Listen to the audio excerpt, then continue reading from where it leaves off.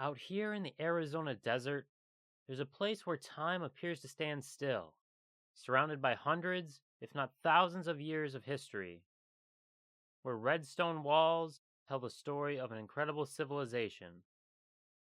This is Wupatki National Monument, and today we're going to explore one of the most fascinating ancient sites in the American Southwest. Thanks for joining me on this trip to northern Arizona, where the desert tells stories that have lasted nearly a millennium. Just north of Flagstaff, about 45 minutes from town, Wupatki sits between the painted red mesas and the distant peaks of the wilderness of Arizona. The drive alone feels like a journey through time. One moment you're surrounded by tall pine trees, and the next you're in a wide open landscape of red earth and endless sky.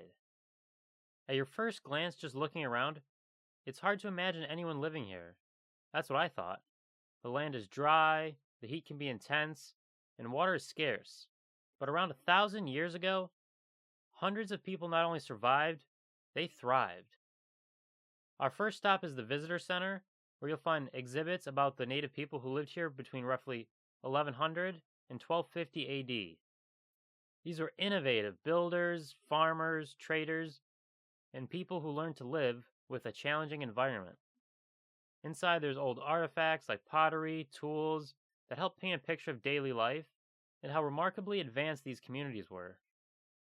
The highlight of the site to me is Wupatki Pueblo, a sprawling, multi-story complex made from deep red sandstone blocks.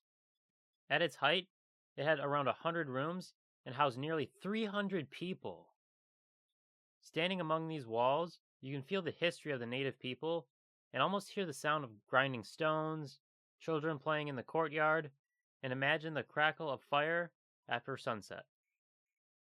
Wupatki wasn't just an isolated settlement in the middle of nowhere. It was a thriving cultural hub, part of a vast network of trade that stretched across the Southwest and beyond. Archaeologists have uncovered shells from the Pacific coast, cotton from the south, and turquoise from distant mines. There's even a ball court here where the natives would play sports similar to those found in Mesoamerica, which could be a clue that traditions, ideas, and goods were traveling incredible distances long before any European contact. It's crazy to think that this dry, seemingly empty land was once full of life, trade, culture, and connection. The story of Wupatki is also tied to the eruption of Sunset Crater volcano about 15 miles away. Around the year 1085, molten lava and ash covered this entire region. You might think that this would drive people away, but the opposite happened. The volcanic ash actually enriched the soil, helping to retain moisture. Within just a generation, people began to move in, building new homes and communities, including Wupatki.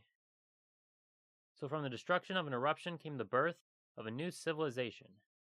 Walking around the landscape itself, it feels like it's alive with history. The wind moves through the stone doorways, carrying the same sound that the people may have heard centuries ago. To the west, the San Francisco peaks rise in the distance, which are sacred to many indigenous tribes. To this day, the peaks and the desert remain deeply spiritual places filled with stories that connect past and present. Beyond the main pueblo, there are several other sites worth visiting. Wupatki Pueblo rests dramatically on the edge of a small canyon, its stonework sharp and defined even after the centuries of exposure. Box Canyon and Citadel Pueblos each offer incredible panoramic views of the desert with short trails that make them easy to explore. Every ruin here has its own story, how people adapted, built, and endured in one of the harshest environments you can think of. And if you have the time, take the full scenic drive that connects Wupatki with Sunset Crater volcano. It's like a trip through two different worlds, one shaped by fire, the other shaped by human creativity.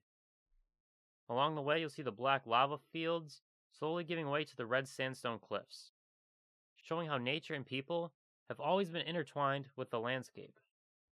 What stands out most about Wupatki is its stillness. You can stand there for minutes at a time and hear nothing but the wind. It's peaceful, humbling, quiet, and incredibly grounding. A reminder that entire civilizations have risen and fallen long before the ones we are part of today, leaving behind traces that still speak to us. If you visit, go early or late in the day when the sunlight turns the ruins a glowing orange. Bring some water, some good shoes, and really take in the experience. Wupatki is a great place to pause, listen, and to connect with something far older than any of us. Whether you're visiting from Flagstaff, driving to the Grand Canyon, or just looking for a deeper connection to Arizona's past, Wupatki National Monument is absolutely worth the detour. It's more than just a stop on the road, it's a living reminder of human resilience and the timeless bond between people and the land. I wasn't too familiar with the history of the Native Americans living in Arizona when I visited, and this site was a great place to go to broaden my knowledge and understanding of the Native people. Sunset Crater and Walnut Canyon are other national park sites in the area that are great for checking out if you want to try to get an understanding of the Native people. Thanks for joining me on this journey through ancient Arizona. If you enjoyed exploring Wupatki, remember to hit that like button, subscribe for more adventures, and let me know in the comments what places in the Southwest do you enjoy visiting. I'll see you next time.